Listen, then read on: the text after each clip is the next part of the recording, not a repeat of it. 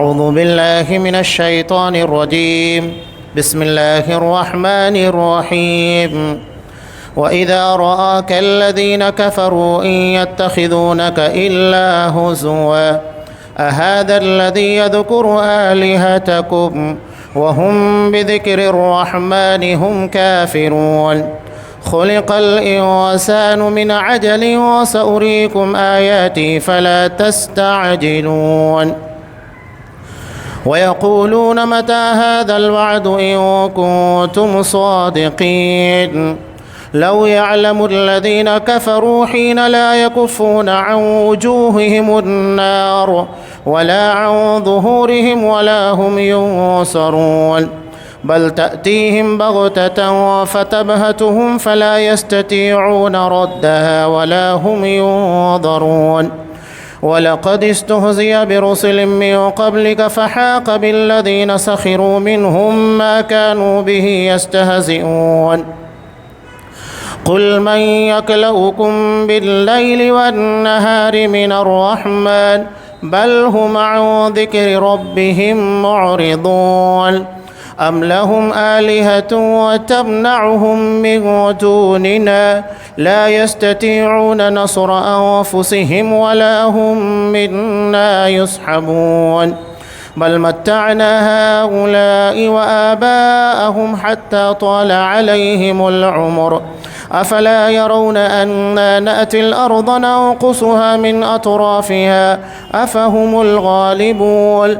قل إنما أنذركم بالوحي ولا يسمع الصم الدعاء إذا ما ينذرون.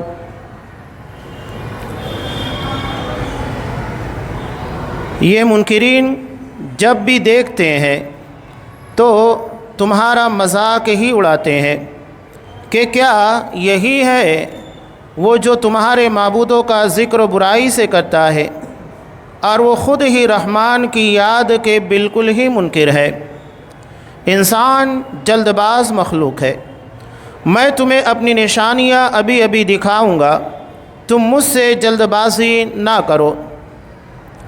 کہتے ہیں کہ اگر سچے ہو تو بتا دو کہ یہ وعدہ کب ہے. کاش یہ کافر جانتے کہ اس وقت نہ تو یہ کافر آگ کو اپنے چہروں سے ہٹا سکیں گے اور نہ اپنی پیٹھوں سے، اور نہ ان کی مدد کی جائے گی. ہاں وعدے کی گھڑی ان کے پاس اچانک آ جائے گی اور انہیں ہکا بکا کر دے گی. پھر نہ تو یہ لوگ اسے ٹال سکیں گے اور نہ ذرا سی بھی مہلت دیے جائیں گے. اور تجھ سے پہلے رسولوں کے ساتھ بھی ہنسی مذاق کیا گیا، پس ہنسی کرنے والوں کو ہی اس چیز نے گھیر لیا جس کی وہ ہنسی اڑاتے تھے.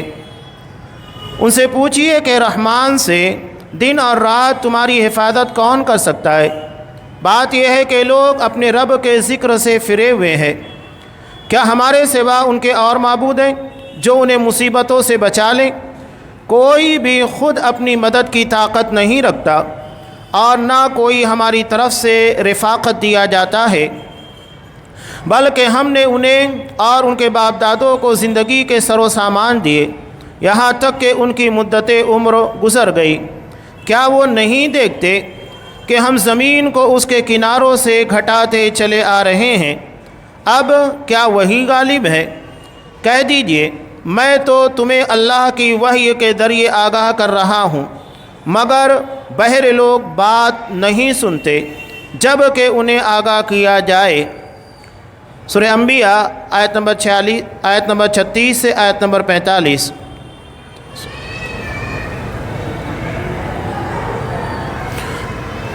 محترم سامعین، عزیز ماں اور بہنوں، اس سے قبل جیسا کہ تفصیل کے ساتھ اللہ کی توحید ربوبیت کا ذکر گزرا، یعنی اللہ اس کائنات کو بنانے میں اکیلا ہے. اللہ نے ایک بہت بڑی دلیل دی جو ہزاروں سال پرانی ہے. یعنی کائنات کی ابتدا میں اللہ نے آسمان و زمین کو الگ کیا، جدا کیا، جب کہ قرآن کہتا ہے کانتا رتقا، یہ دونوں ایک دوسرے سے ملے ہوئے تھے. اللہ نے آسمان و زمین دونوں کو جدا کر دیا.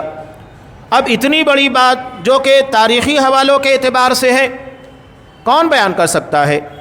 اس لیے کہ اس وقت تو انسان وہاں موجود نہیں تھا، انسانوں کی پیدائش نہیں بھی تھی اور نہ جناتوں کی پیدائش. تو جب یہ وہاں تھے نہیں تو ان ساری چیزوں کا حوالہ دینے والا، معلومات دینے والا کون ہے؟ اللہ ہی ہے. اور یہ نبی کریم صلی اللہ علیہ وسلم کے نبی برک ہونے کی دلیل ہے کہ جب آپ ایسی باتیں بیان کر رہے ہیں جہاں انسان کی رسائی نہیں یا جنات کی وہاں تک رسائی ہو سکتی ہے، ان چیزوں کے بارے میں بتانا کہ احوال کیا تھے، کیسے آسمان و زمین وجود میں انہیں علیحدہ کیا گیا، یہ آپ صلی اللہ علیہ وسلم کے نبی برحق ہونے کی دلیل ہے. اور ساتھ ہی ساتھ اللہ کی توحید ربوبیت بھی ہے، اللہ ہی اس کائنات کا پیدا کرنے والا ہے. اب ان دلائل کے بعد قرآن مجید کہہ رہا ہے، یہ عام طور سے باطل کا شیب آ رہا ہے جب وہ دلیل کے بدلے میں جواب نہیں دے پاتا ہے، دلیل ہوتی نہیں ہے اور ان لوگوں کے پاس کسی قسم کا پروف نہیں ہوتا ہے، تو یہ لوگ کیا کہتے ہیں؟ وَإِذَا رَآكَ الَّذِينَ كَفَرُوا، کافر جب بھی آپ کو دیکھتے ہیں تو کیا کرتے ہیں؟ إِن يَتَّخِذُونَكَ إِلَّا هُزُوًا، وہ آپ کا مذاق اڑاتے ہیں. یہ باطل کا ہمیشہ سے سوا ہے، ٹھٹا اڑانا، مذاق اڑانا. جیسا کہ سورہ مطففین نے اللہ نے ارشاد فرمایا، ان الذین اجرموا کانوا من الذین آمنوا یضحکون، مجرمین جب بھی یہ اہل ایمان کو دیکھتے ہیں ہنسی مذاق اڑاتے ہیں، ٹھٹا اڑاتے ہیں. یہ مجرمین کا شیوہ ہمیشہ سے رہا ہے. باطل کی دلیل یہی ہے کہ ہنسی مذاق، ٹھٹے، لوگوں کے درمیان کسی کو ہنسی کا نشانہ بنانا اور کسی کے معاملات کو لے کر اس کے پر طنز، تعزیز، یہ ساری چیزیں جو ہوتی ہیں یہ باطل کا شیوہ ہے. یہ کبھی دلائل کے ساتھ، پروف کے ساتھ بات نہیں کرتا ہے، ہمیشہ ایسی باتیں کرے گا جو اخلاق سے گری ہوئی ہوتی ہیں.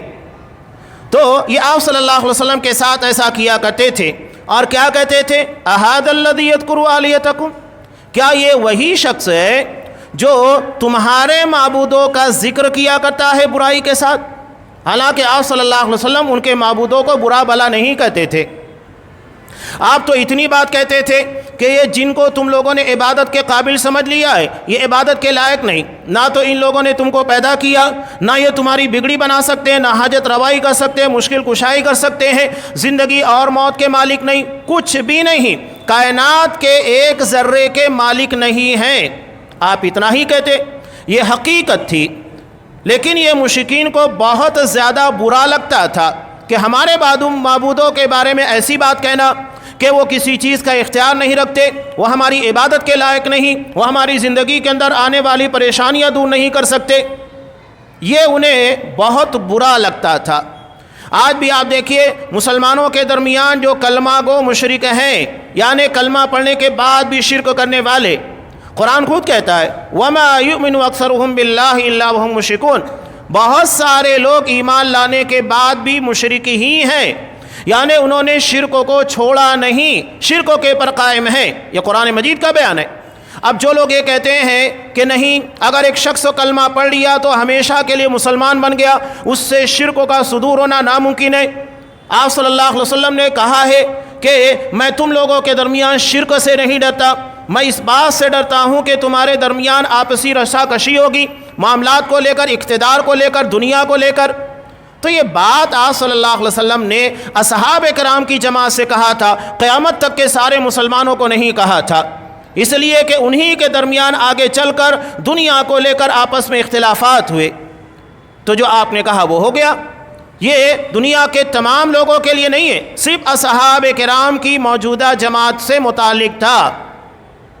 باقی عام لوگوں کے بارے میں قرآن مجید صاف کہتا ہے وَمَا يُؤْمِنُ أَكْثَرُهُمْ بِاللَّهِ إِلَّا وَهُمْ مُشْرِكُونَ، بہت سارے لوگ ایمان لانے کے بعد بھی مشرک ہی ہیں، شرک کے پر ہیں. اور آج آپ دیکھ لیجئے یہ جو مزارات ہیں شرک کے اڈے ہیں، وہاں کیا کچھ نہیں ہوتا ہے.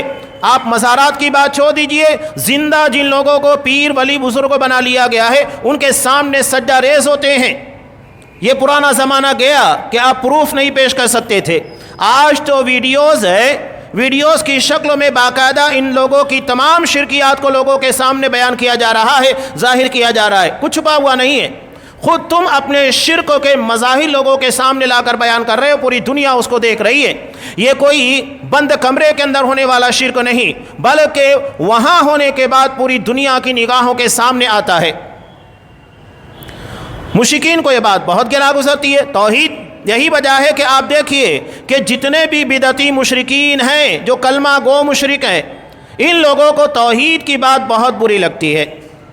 آپ کبھی بھی ان لوگوں کے سامنے عظمت توحید، اللہ کی عظمت، جلالت اور اللہ تبارک و تعالیٰ کی قدرت کاملہ، اللہ کے اسماء و صفات، اللہ کی توحید ربوبیت، ان تمام چیزوں کے بارے میں کبھی کوئی بیان نہیں ملے گا۔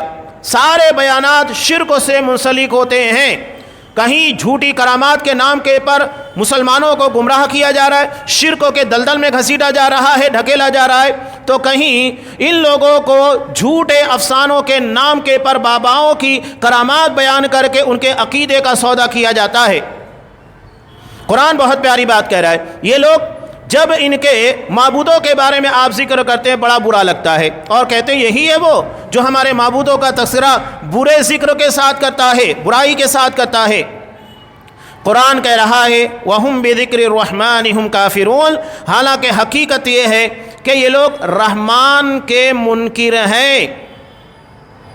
تم اتنی بڑی سچائی کا انکار کر رہے ہو، اس کے بارے میں تمہیں فکر نہیں ہے، اور تم یہ کہہ رہے ہو کہ ہمارے معبودوں کا رد ہو رہا ہے، جب کہ اللہ ہی اس کائنات کا پیدا کرنے والا ہے، اس بات کا انکار ماننے کے باوجود کرتے ہو۔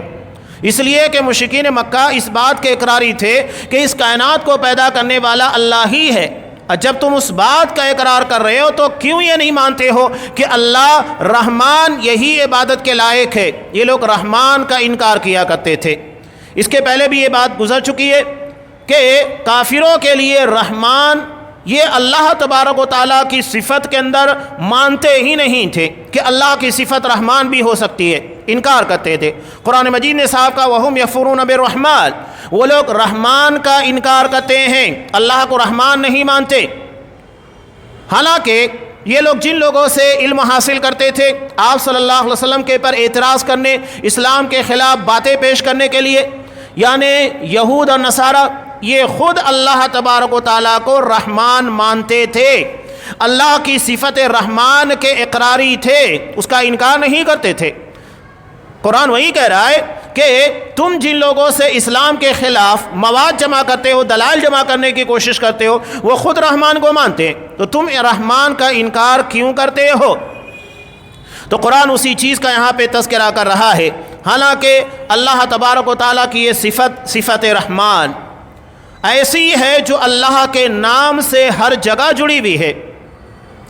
آپ جب بسم اللہ کریں گے، بسم اللہ الرحمن الرحیم، اللہ کے فوری بعد جس صفت کا تذکرہ ہوتا ہے وہ صفت رحمان کا ہے۔ یہ ایسی صفت ہے، اللہ نے اس صفت کے پر ایک مکمل سورہ نازل کی ہے، سورہ رحمان، الرحمن علم القرآن، رحمان جس نے قرآن مجید کا علم ہمیں عطا کیا۔ یہ اللہ کی صفت رحمت کا تقاضا ہے کہ اللہ نے تمہیں قرآن مجید عطا کیا۔ علامہ زی اللہ کے رحمان ہونے کے بارے میں آپ خود غور کیجئے، نبی کریم صلی اللہ علیہ وسلم نے ارشاد فرمایا رحمت سے متعلق، جیسا کہ بخاری کی روایت میں کہا لما قضى الله الخلق كتب عنده فوق عرشه ان رحمتی سبقت غضبی، کہ جب اللہ نے مخلوقات کو پیدا کرنے کا فیصلہ کیا تو اس وقت اللہ تبارک و تعالیٰ نے اپنے عرش کے پر ایک کتاب لکھی جس کے اندر کیا لکھا ہوا ہے؟ ان رحمتی سبقت غضبی، بے شک میری رحمت میرے غضب سے سبقت لے جا چکی ہے۔ یعنی اللہ اپنے غضب نہیں، رحمت کی بنیاد کے پر مخلوق کے درمیان فیصلہ کرے گا۔ دنیا میں اگر دیکھا جائے جتنا اللہ تبارک و تعالیٰ کی ناشکری کی جاتی ہے یا اللہ کے پر الزامات لگائے جاتے، کسی پر نہیں لگائے جاتے۔ آج دنیا کے جتنے مشرکین ہیں یہ سب کے سب اللہ کی توحید کے انکاری ہیں، نہیں مانتے اللہ کو، حالانکہ اس کے باوجود اللہ دنیا کی سارے نعمتوں سے انہیں نوازے ہوئے ہے۔ یہ تو اس کی رحمت ہے نا۔ اگر اس کا غضب غالب ہوتا تو اللہ کب کا ان تمام کفار اور مشرکین کا فیصلہ کر چکا ہوتا۔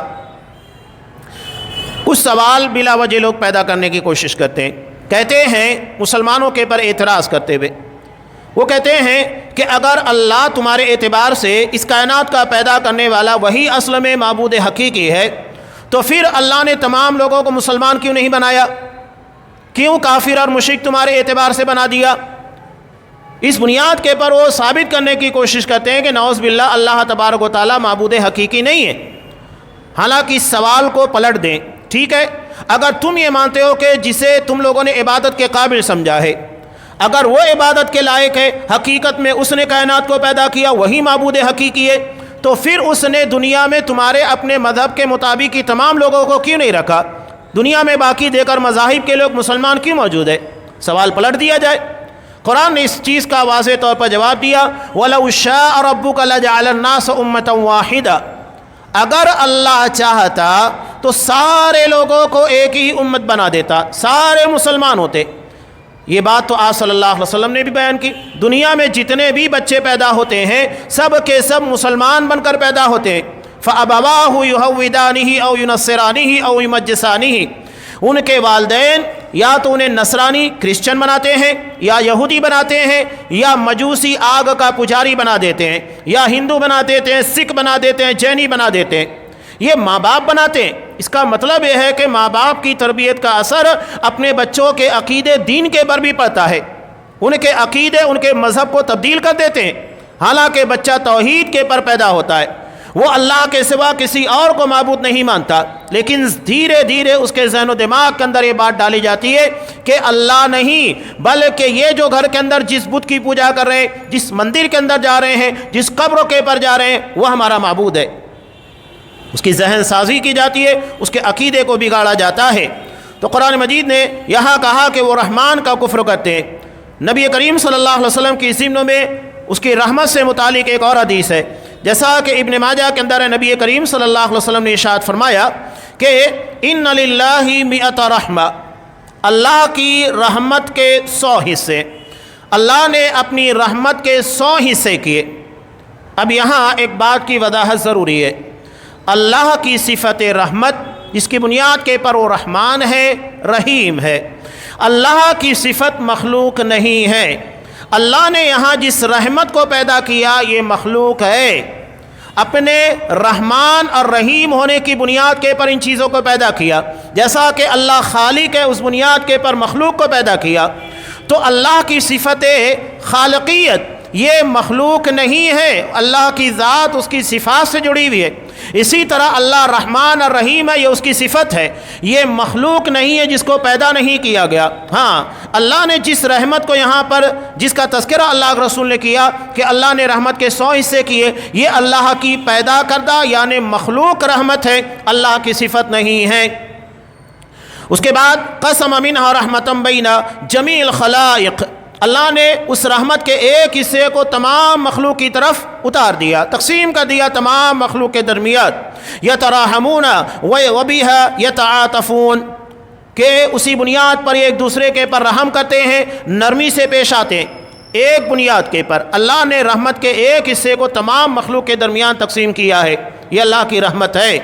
اور وبها تعطف الوحش علی اولادها، اسی بنیاد کے پر چوپائے اپنے بچوں کے پر رحم کرتے ہیں۔ دنیا کے اندر ہم دیکھتے ہیں بڑے خونخوار جانور ہوتے ہیں، شیر ہے، چیتے وغیرہ، جو دیگر جانوروں کی جان لینا ہی ان کی زندگی ہوتی ہے، اگر دوسروں کی جان نہیں لیں گے تو یہ مر جائیں گے، لیکن وہ اپنے بچوں کے ساتھ انتہائی رحمت شفقت کے ساتھ پیش آتے ہیں، یہ اسی رحمت کا نتیجہ ہے۔ تو اس بنیاد کے پر جانور ایک دوسرے کے پر رحم کرتے ہیں، اپنے بچوں پر رحم کرتے ہیں۔ وَأَخَّرَ 99 رحمہ، اللہ نے 99 رحمت کو مؤخر کیا، اپنے پاس رکھا ہے۔ رحمتاً یرحم بها عبادہ یوم القیامہ، اور ان 99 رحمتوں کی بنیاد کے پر قیامت کے دن وہ اپنے بندوں پر رحم فرمائے گا۔ یہ بہت بڑا انعام ہوگا بندوں کے پر، لیکن یہ انہی پر ہوگا جو توحید کے پر قائم ہوں گے۔ اگر توحید کے پر قائم نہیں ہے تو اللہ کے ہاں کسی بھی رحم و کرم کی امید نہیں کی جا سکتی ہے۔ تو یہ اللہ کے رحمان ہونے کے دلائل تھے جو یہاں پیش کیے گئے۔ آگے جب ان سارے دلائل کا تذکرہ کیا جاتا ہے، قرآن نے انسان کی ایک فطری کمزوری کا تذکرہ کیا جو اس سے پہلے بھی گزر چکا ہے کہ خلق الانسان من عجل، انسان جلد باز پیدا کیا گیا ہے، جلد بازی ہے۔ آپ دیکھیے خوشی کے موقع پر جلد باز ہوتا ہے، غم کے موقع پر جلد باز ہوتا ہے، ہر موقع کے پر جلد بازی اس کی سامنے آ جاتی ہے۔ یہ اس کی فطری کمزوری ہے جس کا تذکرہ اللہ نے یہاں پر کیا۔ اسی بنیاد کے پر مشرکین آپ صلی اللہ علیہ وسلم سے مطالبہ کرتے تھے کہ آپ عذاب کو جلدی لے کر آؤ، حالانکہ عذاب اگر جلدی آ گیا تو دنیا بھی تباہ ہوگی، آخرت بھی تباہ ہوگی۔ ان لوگوں کا مطالبہ بڑا عجیب تھا۔ کہتے ہیں نا جس کی عقل ماری جاتی ہے تو وہ اپنے نقصان کی بھی فکر نہیں کرتا۔ یہ لوگ کیا کہا کرتے تھے آپ صلی اللہ علیہ وسلم سے کہ اگر آپ برحق ہیں، سچے ہیں اور صحیح راستے کے پر ہیں تو ایک کام کیجئے کہ اللہ سے دعا کیجئے اللہ ہمارے پر عذاب نازل کرے یا پتھروں کی بارش ہمارے پر نازل کر دے۔ یہ انتہائی بھونڈا اور جاہلانہ مطالبہ تھا۔ صحیح مطالبہ یہ تھا کہ ان لوگوں کو یہ کہنا چاہیے تھا کہ اگر آپ برحق ہیں، صحیح ہیں، سچے نبی ہیں تو اللہ سے دعا کیجیے اللہ ہم کو بھی صحیح بنا دے، ہمیں بھی آپ کا امتی، آپ کا پیروکار، آپ کا تابعدار بنا دے۔ اس سے ہماری دنیا بھی سنور جائے گی، آخرت بھی سنور جائے گی۔ یہ کیا بات ہوئی کہ اگر آپ سچے تو ہمارے پر عذاب آ جائے، پتھروں کی بارش آ جائے، زلزلے آ جائے تاکہ ہم تباہ و برباد ہو جائے۔ یہ بہت بیوقوفی والا ان لوگوں کا مطالبہ تھا، جاہلانہ مطالبہ۔ علاوہ ازیں مسلمانوں کے لیے بھی چیز بڑی تعجیل پسندی جو تھی، اس بارے میں مسلمان بھی سوچا کرتے تھے، اس لیے کہ مشرکین مکہ ایک لمبی مدت سے مسلمانوں کے پر ظلم و ستم کر رہے تھے، اور آج بھی آپ دیکھیے کہ مسلمانوں کے پر پوری دنیا کے اندر عمومی طور کے پر بالخصوص ہندوستان کے اندر کیا نہیں ہوتا ہے، موب لنچنگ ہے، ٹرین کے اندر مسلمانوں کو شناخت کرنے کے بعد مار دیا جاتا ہے، کیا سب ہمارے سامنے خبروں کی شکل میں آ رہا ہے، ویڈیوز کی شکل میں آ رہا ہے۔ کیا ظلم و ستم نہیں ہو رہا ہے؟ تجارتی طور سے معاشی تنگی ہمیں گھیر رہی ہے، مذہب کی بنیاد کے پر، تہواروں کے پر ہمارے مشکلات کا سامنا کرنا پڑتا ہے، سب ہمارے سامنے۔ تو ان ساری چیزوں کو دیکھنے کے بعد مسلمان یہ سوچتا ہے کہ آخر اللہ کا عذاب، اللہ کا فیصلہ کیوں نہیں آ رہا ہے؟ اسی کو اللہ نے یہاں پر جواب دیا، انسان جلد باز ہے، حالانکہ اللہ کا فیصلہ اپنے وقت پر آتا ہے۔ ہر چیز کے لیے اللہ نے ایک وقت متعین کیا۔ اس میں مشرکین کا بھی جواب ہے اور مسلمانوں کو تسلی بھی ہے کہ انہیں عذاب کے تعلق سے ان کے اعتبار سے نہیں آ رہا ہے یا اللہ کی طرف سے فیصلہ نہیں آ رہا ہے تو گھبرانا نہیں چاہیے۔ اللہ ہر چیز کو اپنے وقت کے پر انجام دیتا ہے جو اس کا صحیح وقت ہوتا ہے۔ اسی لیے نبی کریم صلی اللہ علیہ وسلم کی ضمن میں حدیث ہے، جیسا کہ امام ترمذی رحمۃ اللہ علیہ نے ارشاد فرمایا، کہا الانات من اللہ والعجلۃ من الشیطان، کہ تحمل، بردباری، بہت سوچ سمجھ کر کوئی فیصلہ کرنا، یہ من اللہ، اللہ کی طرف سے ہے، جبکہ جلد بازی، گھائی مچانا یہ شیطان کی طرف سے۔ تو مسلمانوں کے درمیان جو بھی حالات ہو رہے اس کے پر صبر کر کے بہتر راستے کی تلاش، اللہ تبارک و تعالیٰ پر ایمان و یقین اور اللہ کی ذات کے پر بھروسے کو مضبوط کرنا چاہیے، نہ کہ ہمارا ایمان ان ساری چیزوں کی بنیاد پر ڈگمگانے لگے۔ اصحاب کرام بھی بہت ساری تکالیف کا سامنا کیے۔ آپ صلی اللہ علیہ وسلم سے پہلے جو امتیں تھیں انہیں گڑھے میں گاڑ کر آروں سے چیر دیا جاتا، لوہے کی کنگھیوں سے جسم کے گوشت کو ادھیڑ لیا جاتا تھا، اس کے بعد بھی انہوں نے دین سے راہ فرار اختیار نہیں کی۔ یہ ہمارے اندر جو جلد بازی ہے یہ ہماری ایمانی کمزوری، اللہ کے پر اعتماد و یقین کی کمی کا نتیجہ ہے۔ اللہ کی ذات کے پر جتنا یقین اور اعتماد پختہ ہوگا، جان لیجئے کہ ہمارے اندر اتنا صبر اور تحمل پیدا ہوگا۔ اللہ نے اسی چیز کے بارے میں جب یہ لوگ سوال کرتے تھے، وَيَقُولُونَ مَتَىٰ هَٰذَا الْوَعْدُ، یہ وعدہ کب ہے، ہم پر عذاب آئے گا، قیامت آئے گی، اگر تم سچے ہو تو بتاؤ۔ تو اللہ نے کہا کہ جس عذاب کے بارے میں تم لوگ مطالبہ کر رہے ہو، لَوْ يَعْلَمُ الَّذِينَ كَفَرُوا، اگر کافر اس کو جان لے کہ وہ عذاب کتنا بھیانک، کتنا سنگین ہوگا، لَا يَكُفُّونَ عَنْ وُجُوهِهِمُ النَّارِ، جو ان کے چہروں سے ہٹایا نہیں جائے گا، وَلَا عَنْ ظُهُورِهِمْ، نہ ان کی پیٹھ سے، وَلَا هُمْ يُنصَرُونَ، اور نہ ان کی مدد کی جائے گی، تو وہ کبھی عذاب کا مطالبہ ہی نہیں کریں گے۔ قیامت کا جو زلزلہ، جہنم کی ہولناکی، صرف ان کے چند معاملات کو قرآن مجید نے پیش کیا ہے، وہ تو دیکھنے کے بعد ہی حقیقت میں اس کا علم ہوگا کہ جہنم کتنی خطرناک اور کتنی ہولناک ہے، کہ صرف عذاب کو دیکھنے کے بعد سارے رشتے کٹ جائیں گے، وہاں باپ بیٹے کا، بیٹا باپ کا نہیں ہوگا۔ اس عذاب کو دیکھنے کے بعد جو جہنم کی شکل میں ہوگا، سب سے ہلکا عذاب آپ صلی اللہ علیہ وسلم نے بیان فرمایا کہ پیروں کے نیچے 2 انگارے رکھے جائیں گے۔ دوسری روایت میں جیسا کہ مسند احمد کی ہے کہ وہ ابو طالب ہوں گے جس کی بنیاد کے پر یغلی منہما دماغہ، ان کا دماغ ہانڈی کی طرح کھولے گا۔ یہ حالت ہے عذاب کی۔ وہ یہ سمجھ رہے ہوں گے کہ جہنم کا سب سے شدید، سب سے خطرناک عذاب مجھ کو دیا جا رہا ہے، حالانکہ وَهُوَ أَهْوَنُ عَذَابِ النَّارِ، یہ جہنم کا سب سے ہلکا عذاب ہوگا۔ سب سے ہلکے عذاب کے اندر انہیں ملوث کیا جائے گا۔ یہ جہنم کا عذاب ہے، انسان اس کے بارے میں کیا تصور کرے گا؟ لوگ تھک جائیں گے مانگتے مانگتے عذاب کو، یہاں تک کہ مطالبہ کریں گے کہ ہمیں عذاب دے دی، موت دے دی جائے۔ دنیا میں انسان یہ سمجھتا ہے کہ موت یہ ہماری زندگی کی تمام مشکلات کا حل ہے، نہیں۔ قیامت کے دن تو موت کو بھی ذبح کر دیا جائے گا، وہاں موت کا آنے والی ہے۔ نہ عذاب میں تخفیف کی جائے گی، ایک لمحے کے لیے نہیں، عذاب میں تخفیف ہونے والی ہے۔ چیختے چلاتے رہ جائیں گے، اور اتنی شدید پیاس کے بعد جب انہیں جہنم کی ہولناکیوں میں رکھا جائے گا، صرف عذاب ہی عذاب، آگ ہی آگ ہوگی۔ اس کے بعد جب یہ پیاس کی بنیاد پر تڑپیں گے، ایک لمبی مدت کے بعد جب ان کو پینے کے لیے دیا جائے گا، تو آپ صلی اللہ علیہ وسلم نے کہا کہ عصارۃ اہل النار، تمام جہنمیوں کو سزا دینے کے بعد جہنم کی تہ میں ان کی غلاظتیں، گندگیاں، پیپ، مواد، یہ ساری چیزیں جمع ہوگی، یہ انہیں پینے کے لیے دیا جائے گا۔ اللہ تبارک و تعالیٰ کہتا ہے یتجرعہ ولا یکاد یصیغہ، وہ گھونٹ گھونٹ کر اس کو پئیں گے، قریب نہیں ہے، ممکن نہیں ہے کہ اس کو نگل پائے، لیکن پیاس کی شدت کا علم یہ ہوگا اسے پینا ہوگا، یا اتنا شدید اور گرم پانی ہوگا فقط امعاہم، ان کی آنتڑیوں کو کاٹ دے گا۔ یہ کس عذاب کے بارے میں مطالبہ کر رہے ہیں؟ اور دنیا میں بھی لوگ یہ سمجھتے ہیں کہ کسی طرح موت آ جائے یا خودکشی کر کے نکل جائے یہ مسائل کا حل ہے، نہیں، یہ مسائل کا حل نہیں ہے۔ مسائل کا حل اللہ کی ذات کے پر ایمان ہے، صبر ہے، تحمل ہے، کتنی بھی مشکلات، کتنی بھی پریشانیاں آئے۔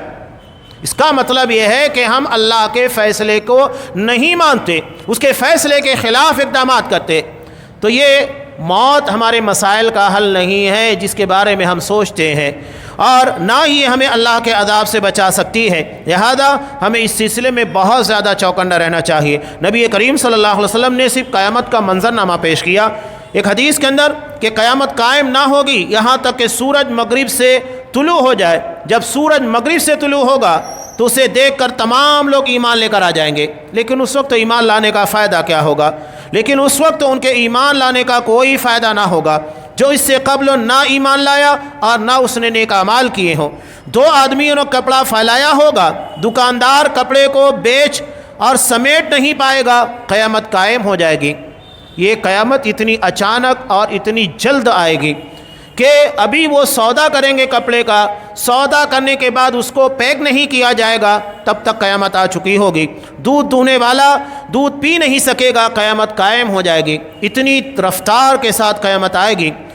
حوض پر وارد ہونے والا پانی نہیں پی سکے گا، قیامت قائم ہو جائے گی۔ انسان اپنے منہ میں ڈالا ہوا لقمہ کھا نہیں پائے گا، قیامت آ جائے گی۔ یہ قیامت کے آنے کا منظرنامہ ہے۔ اس کے بارے میں لوگ خود سوچتے ہیں کہ عذاب آ جائے، اللہ کا فیصلہ جلدی آ جائے۔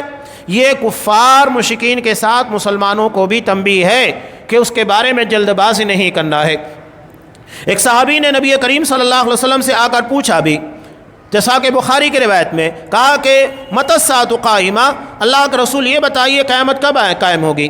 آپ کسی سے محو گفتگو تھے، بات کرنے کے بعد آپ نے پوچھا این السائل، سوال کرنے والا کہاں ہے؟ تب وہ شخص کہنے لگا کہ اللہ کے رسول یہاں موجود ہوں، میں نے سوال کیا تھا۔ تب آپ نے کہا ویلک وما عددت لها، تیرا برا ہو، تو نے قیامت کے لیے کیا تیاری کی ہے؟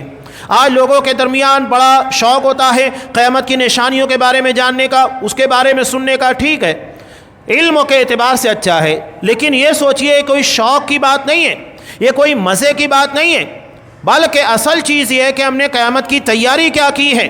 آپ صلی اللہ علیہ وسلم نے ذہن کو اسی طرف پھیرا جو اصل و کامیابی کا راز ہے۔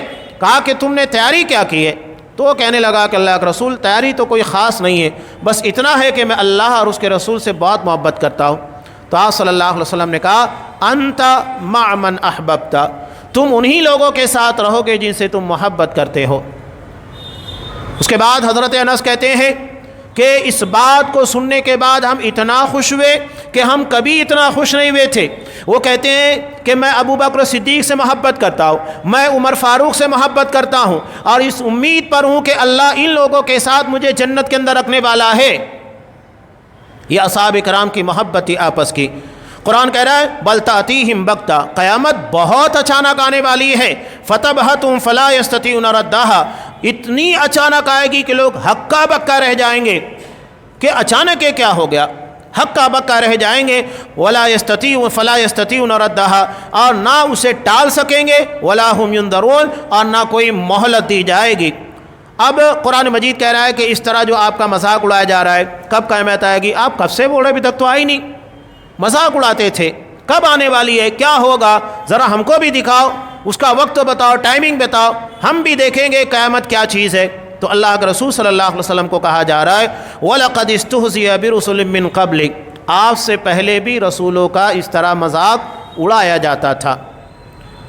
آج بھی آپ دیکھیے اسلام کی ان چیزوں کو لے کر مذاق کا نشانہ بنانے کی کفار اور مشرکین کوشش کرتے ہیں، مذاق بنایا جاتا ہے، رسول اس طریقے سے مذاق کا نشانہ بنتے ہیں، لیکن نتیجہ کیا ہوتا ہے؟ فَحَاقَ بِالَّذِينَ سَخِرُوا مِنْهُمْ، معاملہ یہ ہوتا ہے کہ یہ مذاق کرنے والے ہی مذاق بن جاتے ہیں۔ فَحَاقَ بِالَّذِينَ سَخِرُوا مِنْهُمْ، تو جس چیز کا وہ لوگ مذاق اڑاتے تھے وہی چیز ان کو آ گھیر لیتی ہے، معاملہ ختم ہو جاتا ہے۔ تو اللہ کی طرف سے مہلت ملی ہوئی ہے۔ اب آگے قرآن مجید نے کہا انہی لوگوں کے تعلق سے کہ یہ جو رحمان تمہیں اپنے رحم و کرم کی بنیاد کے پر اپنی حفاظت کے سائے تلے رکھا ہے، تم پر عذاب نازل نہیں کر رہا ہے، اس کے باوجود تم اللہ سے کیوں منہ موڑ رہے ہو؟ اگر اللہ ان ساری حفاظتوں کو تم پر سے ہٹا دے، ساری تحفظات، ساری سیکورٹیز تم سے ہٹا دی جائے، تو کون تمہیں رحمان سے بچا پائے گا؟ کوئی بچانے والا نہیں ہے۔ ام لہم آلیۃ تمنعهم من دوننا، یہ تمہارے معبود ہے، یہ ہم سے روک پائیں گے تمہیں؟ لا یستطیعون نصر انفسہم، یہ تو اپنی مدد نہیں کر سکتے۔ کتنے مزار ہیں، کتنے بت ہیں، کتے آتے ہیں ان کے منہ پر پیشاب کر کے چلے جاتے ہیں، کچھ نہیں کر پاتے۔ جانور آتے ہیں لوٹ پوٹ کر کے نکل جاتے، کچھ نہیں کر پاتے۔ قرآن وہی کہہ رہا ہے یہ اپنی مدد نہیں کر سکتے، ولا ہم منا یصبون، اور نہ کوئی ہماری طرف سے ساتھ دیا جائے گا، کوئی ساتھ دینے والا بھی نہیں ہے، یہ سوچنا نہیں۔ ہاں، ان لوگوں کا ایک خام خیالی یہ تھی کہ ہم سے پہلے جو ہمارے باپ دادا تھے وہ بھی تو دنیا میں ہماری طرح جی کر گئے، ان کے ساتھ تو کچھ نہیں ہوا، ہمارے ساتھ کیسے ہوگا؟ قرآن نے وہی کہا کہ اللہ نے مہلت دی تھی، اب یہ مہلت ختم ہو رہی ہے۔ کیا تم یہ نہیں دیکھ رہے ہو کہ زمین تمہاری تنگ ہوتی جا رہی ہے؟ زمین کی تنگی کا مطلب کیا ہے؟ دھیرے دھیرے مسلمان بڑھ رہے ہیں، جگہ جگہ کے پر اسلام پھیل رہا ہے اور مسلمان وہاں بڑھتے جا رہے ہیں، کفر و گھٹتے چلا جا رہا ہے۔ اس لیے کہ اگر ایک کافر مسلمان ہوتا ہے تو اس کا مطلب یہ ہوا کہ مسلمانوں کی تعداد بڑھی اور کفار کی تعداد گھٹی، یہ دھیرے دھیرے گھٹتے چلا جا رہا ہے۔ آپ کو حیرت ہوگی کہ جو آپ صلی اللہ علیہ وسلم اور مسلمانوں کے شدید ترین دشمن تھے، جیسا کہ ابو جہل ہے، ابو جہل کے بیٹے حضرت اکرمہ رضی اللہ تعالیٰ عنہ مسلمان ہوئے، ولید بن مغیرہ، ان کے بیٹے خالد بن ولید جانباز سپاہی۔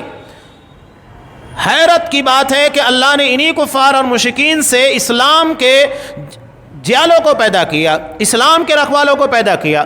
عقبہ بن ابی معیط بڑا کٹر دشمن تھا، یہاں تک کہ ایک مرتبہ آپ صلی اللہ علیہ وسلم کعبۃ اللہ میں نماز ادا کر رہے تھے، یہ خبیث آتا ہے اور آپ صلی اللہ علیہ وسلم کے پر اونٹ کی اوجھڑی رکھ دیتا ہے، اس کے بوجھ کی وجہ سے آپ اپنا سر نہیں اٹھا پاتے۔ حضرت فاطمہ رضی اللہ تعالیٰ عنہ چھوٹی سی تھی، وہ آتی ہیں آپ کے سر کے پر سے اس گندگی کو ہٹاتی ہے، تب آپ اپنا سر اٹھاتے ہیں۔ حیرت ہوگی، اس کی بیٹی ام کلثوم رضی اللہ تعالیٰ عنہ مسلمان ہوئی، اور یہ واحد صحابیہ ہیں جو مکہ سے مدینہ تنہا ہجرت کرتی ہیں، کوئی ساتھ میں نہیں تھا۔ ایک تنہا عورت، کتنا لمبا سفر، آج کا اگر دیکھا جائے 500 کلومیٹر کے اوپر کا فاصلہ ہے، وہ اس وقت سفر طے کرتی ہے جب آج کی طرح سہولیات نہیں تھی، اکیلے سفر کرتی ہے مکہ سے مدینہ کا۔ اللہ نے انہیں کفار اور مشرکین کے گھروں کے اندر مسلمانوں کو پیدا کیا، ان کی نسلوں کو مسلمان بنا دیا۔ اسی کو اللہ کہہ رہا ہے کیا وہ دیکھتے نہیں ہیں کہ ہم زمین کو تنگ کرتے جا رہے ہیں، ان کے اطراف سے زمین تنگ ہوتی جا رہی ہے، گھیرا بندی ہوتی جا رہی ہے۔ اور افہم الغالبون، کیا اللہ غالب آنے والا نہیں، اسلام غالب آنے والا نہیں ہے؟ قل انما انذرکم بالوحی، میرا کام تو یہ ہے اللہ کی جو وحی، جو پیغام آتا ہے اس کے ذریعے سے میں تمہیں خبردار کر دوں۔ ولا يسمع الصم الدعاء اذا ما ينذرون، لیکن بہروں کا معاملہ یہ ہے جب ان کو آگاہ کیا جاتا ہے تو سنتے نہیں ہیں، تو بہرے مت بنیے۔ یہ کفار اور مشرکین کے ساتھ ساتھ قیامت تک کے تمام مسلمانوں کے لیے بھی تنبیہ ہے کہ اللہ کے کلام، اللہ کی شریعت، اس کے احکامات کو سننے کے بعد انسنی کرنے، نظر انداز کرنے یا اس کے مطابق عمل سے پرہیز کرنے، ان ساری چیزوں کی کوشش مت کیجیے، ورنہ ہم بھی اسی دائرے میں آئیں گے جس میں کفار اور مشرکین آئے تھے۔ اللہ تبارک و تعالیٰ سے دعا ہے کہ پروردگار ہمیں اس کے احکامات کو سننے کے بعد سمجھنے بوجھنے کے ساتھ اس پر عمل کی توفیق دے، ہمیں گونگا بہرا نہیں بلکہ شرعی احکامات کو سننے والا، اس کی تبلیغ، نشر و اشاعت کرنے والا اور اس کے مطابق عمل کرنے والا بنا۔ آمین۔ وآخر دعوانا ان الحمد للہ رب العالمین۔